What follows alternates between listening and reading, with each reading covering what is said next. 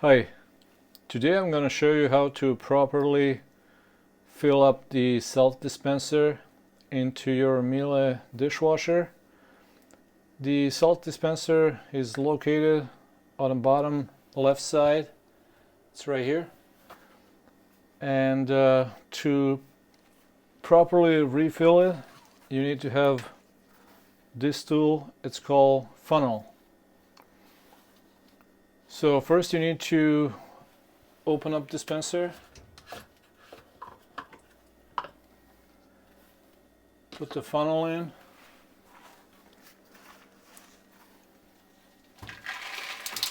add salt,